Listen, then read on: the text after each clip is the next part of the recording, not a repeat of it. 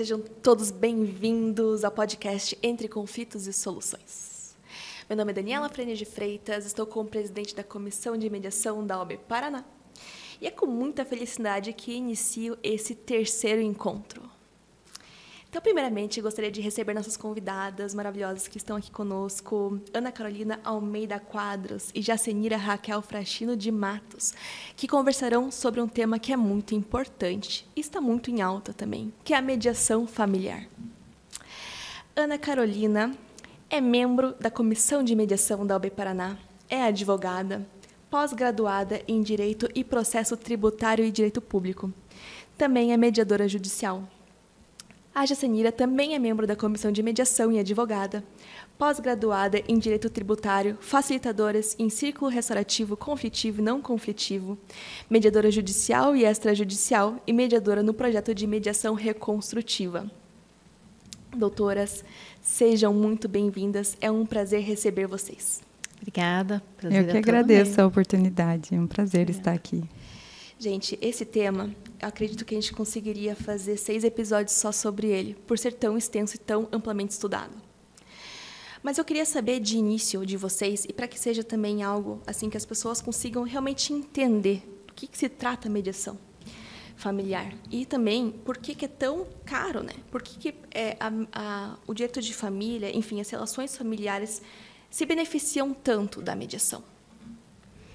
Então, Dani, eu queria, primeiro de tudo, ressaltar sobre a necessidade do ser humano ter o outro. Acho que seria legal começar por aí para explicar e entender um pouquinho como que funciona o ser humano, a dinâmica familiar e todo esse processo, né? Então, o ser humano ele precisa do outro para ele ter esse reconhecimento, o reconhecimento da identidade dele, certo? Ele passa o tempo, né, depois que ele nasce, e ele vai criando a sua identidade. E, com isso, ele precisa do outro para trazer essa referência para ele, certo? E aí, nessa toada, ele tem que ter uma conexão com o outro, o que não está havendo, o que a gente pode perceber que está existindo uma desconexão hoje em dia. Por quê? Isso já vem da Revolução Industrial, isso já vem de algum tempo em que aconteceram vários avanços tecnológicos e as pessoas se desconectaram das suas reais necessidades. Então, também tem a questão da geração, das gerações. Todo esse avanço tecnológico também distanciou muito mais as gerações, né? Temos a globalização também, que fez essas diferenças se ressaltarem, né? Então, o que eu queria trazer aqui é sobre a dinâmica familiar, sobre o sistema familiar, né, como um todo, e que a gente acaba, né, desenvolvendo esses relacionamentos entre todos, entre essa família, e onde existe mais tensão, um ponto de maior tensão, né? E isso, de alguma maneira, tem que ser resolvido, esses conflitos, né? E aí vem a mediação familiar para trazer, para colocar essa luz sobre esses conflitos, sobre esses relacionamentos, e tentar entender o que está acontecendo com cada um. Aqui, geralmente, a gente está tratando na mediação familiar de relações continuadas, né? Aquela relação que provavelmente ou possivelmente vai se estender no tempo, né? Às vezes o divórcio ele põe um ponto final entre o casal, né? Mas quando se tem filho, essa questão do diálogo que vem na mediação familiar é justamente para que essa continuidade nas tratativas da criação, né, esteja sendo melhor assistida através do diálogo que é possibilitado na mediação familiar, né? Sim. Eu percebo da sua fala inicial, Jaci, que a questão realmente da diferença de perspectiva e expectativa entre gerações, como isso forma também uma lacuna de alcance de comunicação entre os indivíduos de uma mesma família, né? Quando a gente está falando, por exemplo, na questão que você falou, Ana, do divórcio, a gente pode ter a perspectiva de que essa lacuna é menor.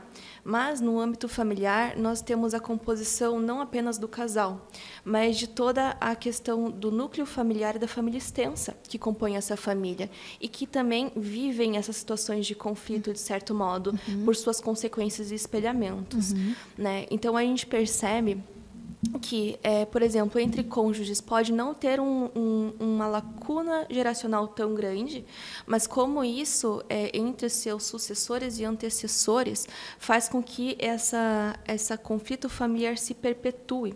E como a comunicação daí não é estabelecida num todo, e como é tão complexo que facilmente a gente acaba se perdendo se a gente for tentar simplificar e colocar num processo judicial entre duas pessoas. Porque, no fim, não é entre duas pessoas. No fim, é entre 10 pessoas ou mais que estão vivendo aquela situação familiar.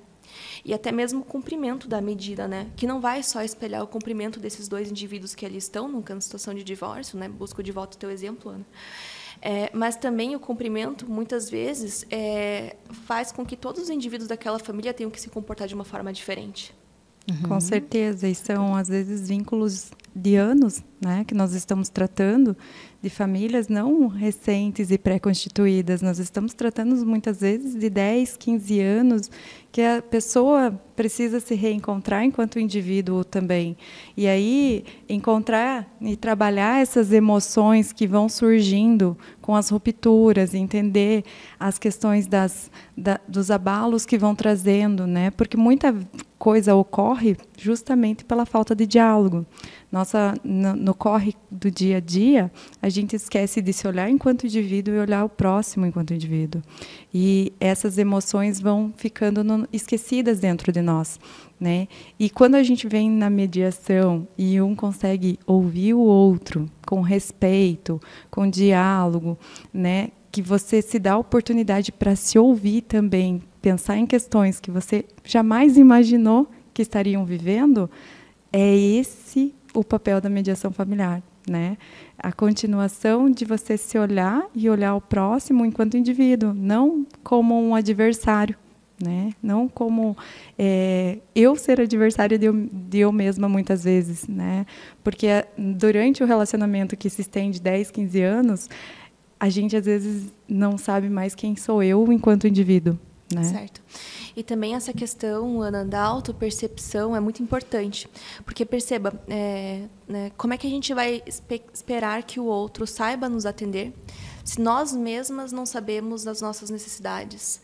Né? Então, fica realmente algo incongruente. E a mediação leva também a essa reflexão. Mas, já nesse ponto, eu gostaria de perguntar para vocês, então, como que é feita essa mediação familiar? E essa é uma coisa muito legal, né? Porque a gente não tem uma forma pré-instituída.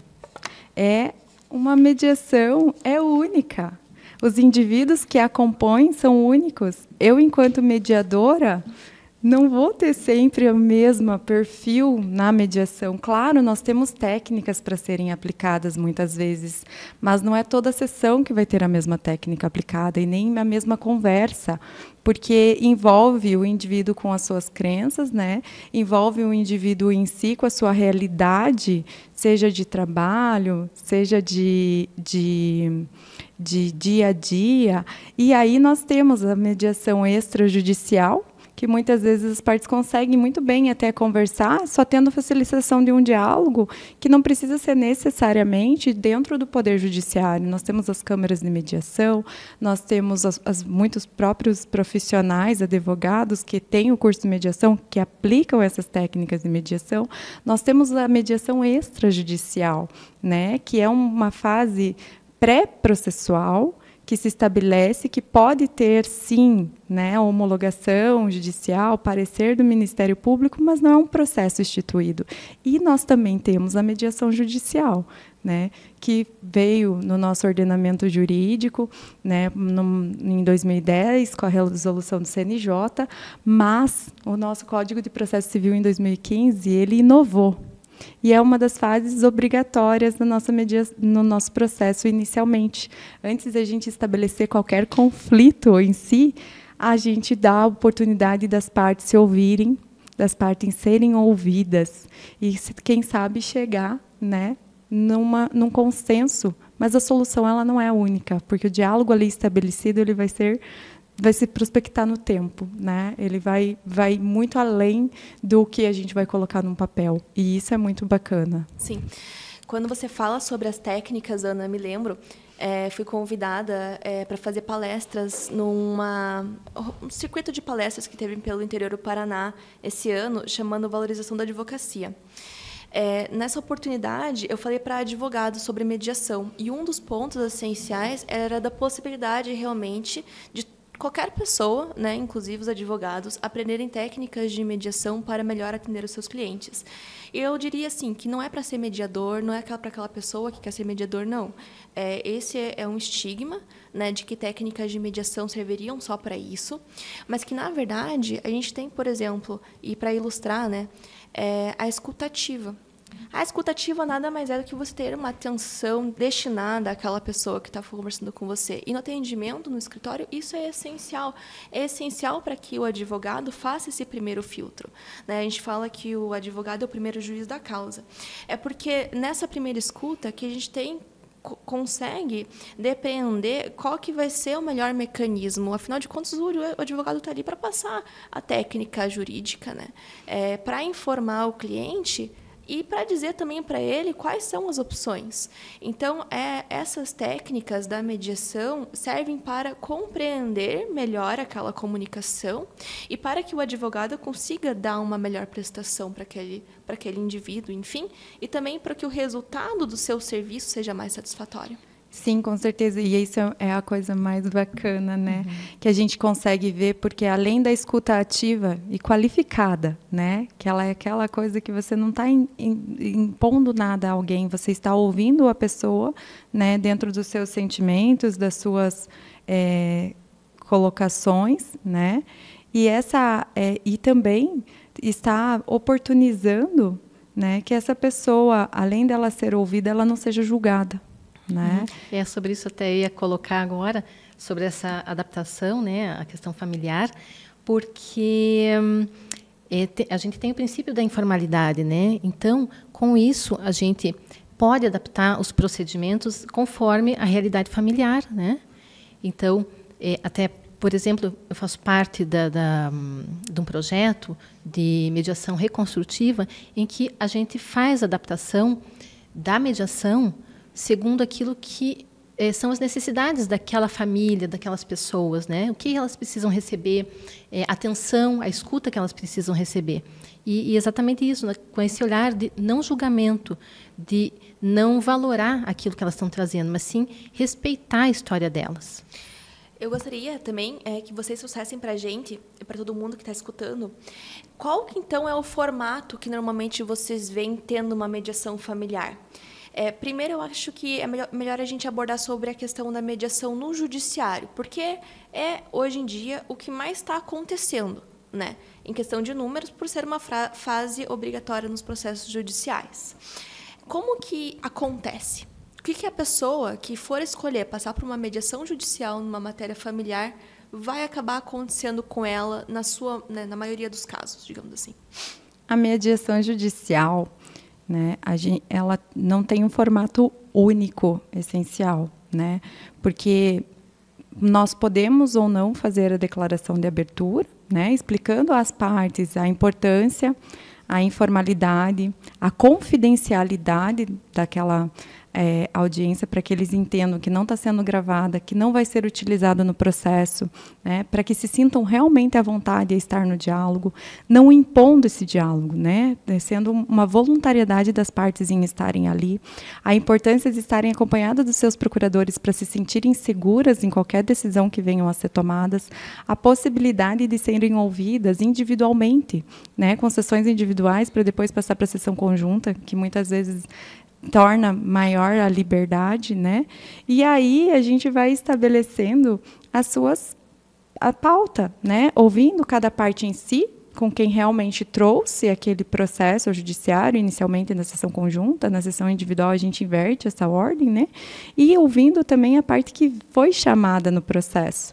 E isso é algo muito bacana de a gente trabalhar, porque a gente oportuniza que as partes falem, escutem e participem.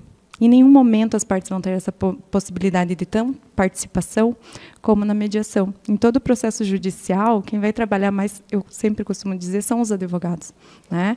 A oitiva daquelas necessidades, os sentimentos, a validação vai ocorrer na mediação judicial também, né? Que a gente vai estar trabalhando essas questões emocionais, essas questões de adaptar à realidade de quem está ali e oportunizar que não tenham terceiros intervindo nessa relação, para que as pessoas que estão realmente como parte se escutem, se respeitem e se comuniquem. Eu percebo que uma das pontos fundamentais da mediação familiar é oportunizar o aprofundamento do diálogo, né? Então, as pessoas, elas costumam, né, eu acredito que todo mundo faça isso, de se fixar uma narrativa que é tida na mediação como posição, né? Então, né, nessa narrativa estática, digamos assim, a gente acaba não acolhendo todas as necessidades. E a mediação oportuniza que as pessoas aprofundem esse diálogo, né, no subjacente. Jaci, você mencionou a questão do projeto de mediação reconstrutiva, né? Isso. Então, seria uma mediação judicial, Isso. só que diferente. Isso. Como é que ela se dá? Então, a gente inicia esse procedimento com uma pré-mediação, né? A gente ouve as pessoas e aí a gente tenta entender o que está acontecendo ali. Dentro disso, nós chamamos, então, as partes, nós realizamos círculos. É uma mediação como um círculo. Então, é uma adaptação, certo? E, nesse momento, a gente propicia um diálogo entre as pessoas que estão ali para que elas reconstruam, de alguma forma, se elas assim entenderem, reconstruam um relacionamento, reconstruam a conversa, a comunicação entre elas, porque isso que é muito importante, né? A gente vê muito que a comunicação ela se perdeu, né? Se perdeu naquele contexto ali. Não é uma comunicação eficaz para aquela família, para aquelas pessoas. Elas até falam, mas não é eficaz. Não atinge aquilo que deve atingir para a satisfação do que o outro precisa. Então, a gente trabalha esse espaço de escuta, esse espaço de fala, para que elas olhem para isso, elas reflitam de alguma maneira, e são vários círculos que a gente pode trazer, se forem necessários, várias escutas. Então, não é algo estático. Então, a gente vai percebendo o que vai acontecendo e nós vamos sentindo e chamando as pessoas para ter esse diálogo. Certo. E até você mencionou ali um pouquinho antes dessa sua fala, sobre a questão do não julgamento, né? Então, que o mediador estaria ali atuando, só que ele também está exercendo na sua atuação o não julgar. E, assim, para quem eu acredito que não conhece da mediação, essa é uma fala um tanto quanto utópica, porque nosso julgamento sempre está conosco. Nossos pré-conhecimentos sempre estão conosco na nossa atuação. Então, como é que na mediação é trazido esse não julgamento? Dani, na mediação a gente tem essa questão do não julgamento, da não valoração, porque o mediador ele é uma pessoa que está ali para escutar, para perguntar e saber mais daquela pessoa. Ela quer saber o que está acontecendo, quem é a família, como que ela está vivendo, como que ela chegou até ali. E é um olhar curioso, né? Não é um olhar de julgamento, é um olhar para saber, para entender. E nessa fala das pessoas, delas irem trazendo como que elas estão, quem elas são, elas, de alguma maneira, acabam refletindo também sobre o contexto que elas estão inseridas. Sim, eu gosto bastante de uma frase, até não é minha essa frase, e eu já fui buscar da onde que se originou, tal, mas não consegui. Que é a seguinte, do outro lado ao lado do outro. Então, a gente tem pontos de vista diferentes, perspectivas diferentes, e a briga polarizada de eu estou certo, eu estou errado, acaba que não agrega, não soma no resultado final da solução de um conflito. E no âmbito familiar, porque isso é mais sensível, o assunto é mais sensível, acaba ainda sendo mais importante essa percepção. Então, eu acredito que o não julgamento vá também na questão da valoração de, por exemplo, conceitos que a gente já tem para a gente como algo posto, mas que para nós, aqui nós três, se a gente for conversar, vai ter significados diferentes. Por exemplo, o que para mim é uma comunicação eficaz? É uma coisa. Para vocês, totalmente diferente, porque é uma construção a partir do nosso contexto social, a partir do nosso histórico de vida, a partir da nossa cultura. Então, são muitos os fatores que levam a gente a construir significados que a gente acaba automaticamente achando que para o outro tem o mesmo significado, sem antes perguntar, porque parece tão óbvio por que eu vou perguntar. Inclusive, Dani, sobre essa questão da contextualização do significado das palavras, me vem muito em mente a questão da família, né? Porque o que é a família, né? Então, para cada um de nós, família pode ser algo diferente. Então, pode ser aquela família de sangue, para alguns, né, já vão pensar na família de sangue, no sobrenome. Mas, assim, existem vários tipos de família. Então, existe a família com o pai, com a mãe, com os filhos, os avós que criam os filhos, educam os filhos, né, os netos, no caso. Temos as famílias monoparentais, temos aquelas famílias com 2 mães, 2 pais, temos famílias, inclusive, com um indivíduo só, e são todas famílias, né? Então, isso é muito, muito interessante de se observar, o que são esses significados para nós, né? Trazer essa questão até da família. Temos a questão da família socioafetiva, né? Também. Que é algo também que vem complementar e que é tratado na mediação familiar, né? Que a gente consegue realmente trazer esses vínculos criados socioafetivos que não têm os laços consanguíneos, né? Mas que a gente vai estar trabalhando para entender, para cada um respeitando a sua individualidade do próximo, conversar sobre isso, né? E trazer. E é algo que vem inovando muito no mundo jurídico, né? Hoje a gente não se trata apenas de uma família, né? Pai, mãe, filhos. A gente tem a multiparentalidade, a gente tem a socioafetividade, e tudo isso na mediação familiar a gente consegue estar trabalhando com técnicas, né? Porque no fim, numa mediação, quem sabe o que é uma família são os próprios participantes da mediação, e não o mediador. Justamente. E aqui eu também trago uma perspectiva do próprio autoconhecimento, né? Então, como é importante também para o mediador se autoconhecer, para ele perceber o que para ele já está como posto como certo, para que ele consiga abrir a mente para o que vem na mediação. Então, muitas vezes, né, nós, lógico, temos nossos próprios pensamentos, nossos próprios conceitos, e pode acontecer numa mediação de vir alguém, né, um mediano, com uma visão totalmente diferente da nossa, mas que, no final, a nossa percepção não importa. Realmente não importa mesmo, né? É o não julgamento, né? Nós estamos ali para escutar, para receber aquilo. É que a gente vai estar trabalhando cada indivíduo na sua individualidade e ouvindo, respeitando, sem julgar, né? E, às vezes, na nossa relação social isso é tão difícil, mas, a partir da mediação, das técnicas da mediação, de recontextualizar, de se inverter no papel do outro, né?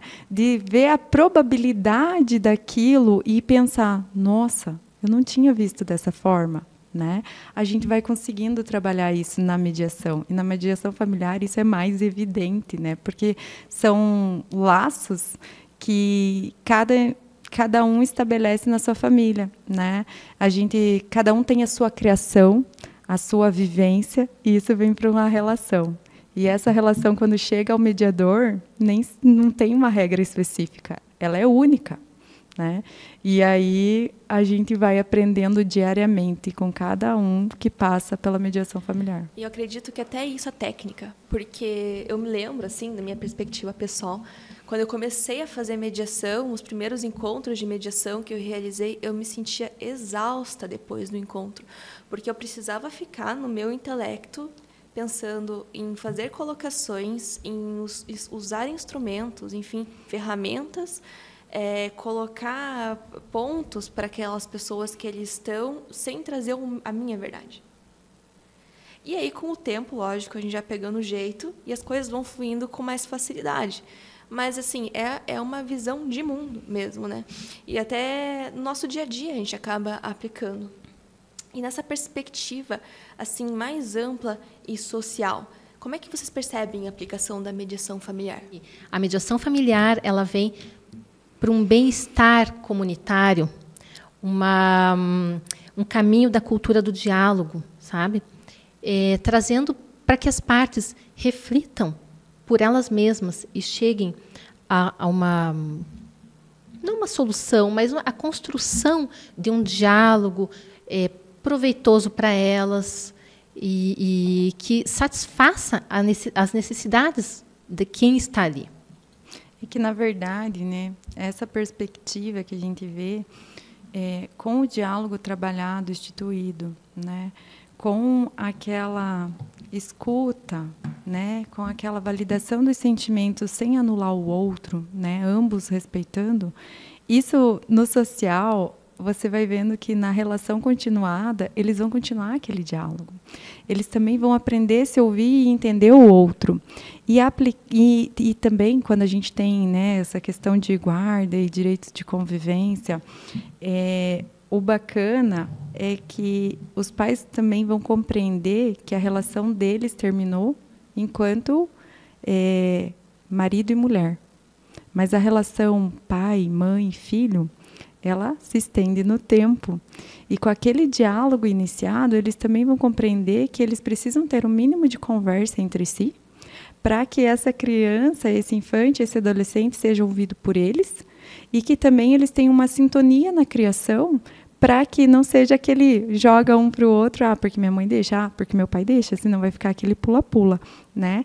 E isso vai gerando uma cadeia social de uma forma que eu consigo entender o outro enquanto indivíduo. No diálogo, eu entendo que eu não vou resolver pelas minhas próprias razões, mas que cada um tem a sua razão, a sua verdade, e que não tem nada por isso, não tem nenhum problema por isso. Muito pelo contrário, eu consigo solucionar de uma maneira que fique no equilíbrio para ambos os lados.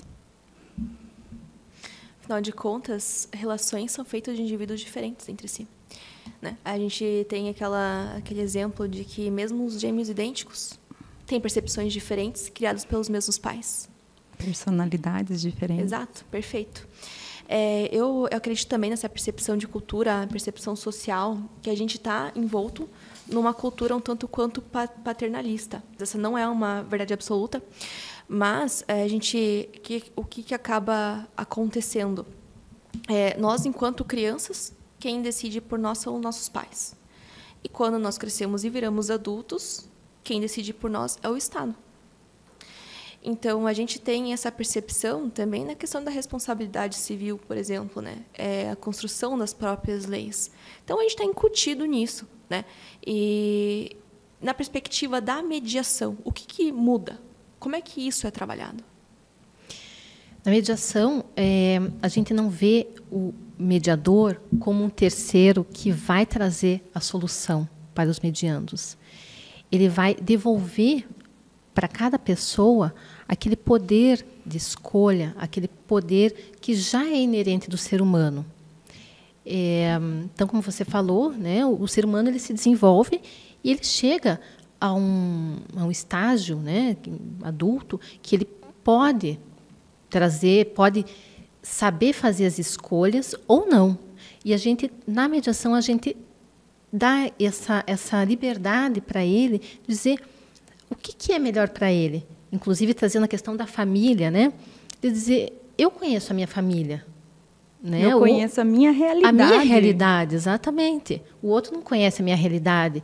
Então, eu posso dizer o que é melhor para mim e para a minha família. E acabam construindo uma solução que seja adequada, né? E aqui, como exemplo, a gente pode citar a questão do direito de convivência, que eu já falei, né, anteriormente, porque a gente, às vezes a relação terminou e o infante ainda é um bebê.